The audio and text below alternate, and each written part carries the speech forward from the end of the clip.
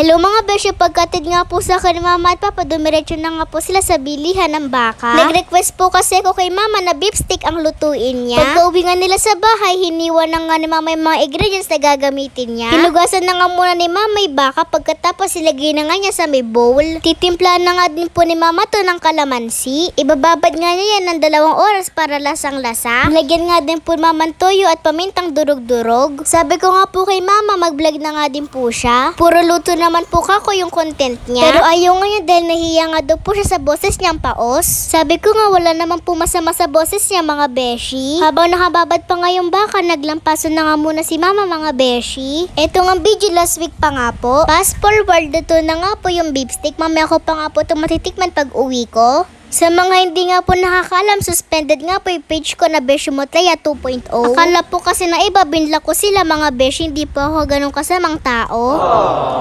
Tapos na nga i-repaint yung loob ng kwarto, kaya naman pinakabit na nga ni mama yung blinds. Kinabukasan birthday nga po ni mama. Di nga po ako nakasama magsimba dahil may pasok nga po ako. Dumaan nga muna sila sa bilihan ng Dunkin Donut. Parang hindi mangulit si ate na binili nga ni mama. Lord, maraming salamat po sa panibagong taon ng buhay ni mama. Sana po palagi siyang healthy at wag magkakasakit. At sana rin po hindi na maging dragon yung mama ko.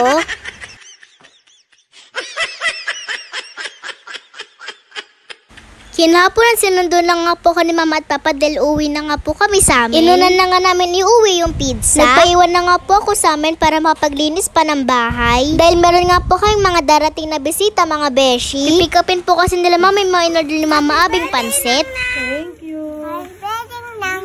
Thank you. Thank you. Happy birthday, Nang Nang. Thank you. Happy birthday, Nang Nang. Thank you.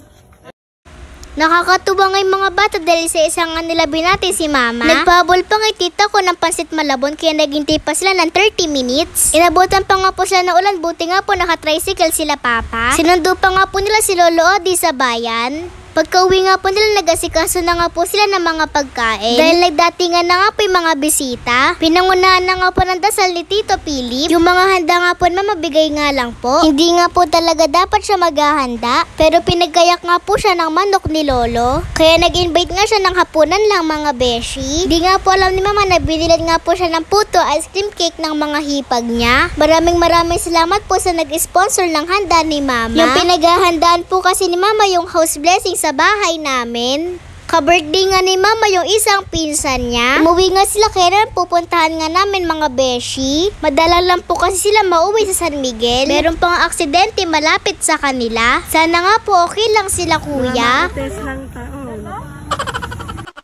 Nagutom nga po ang aming pagkatao kakamarites. Kaya naman pumasok na nga po kami sa loob para kumain mga beshi. Kinagabihan, meron nga po kaming ginawa na trending na sayaw. Ito nga po yung behind the scenes mga beshi.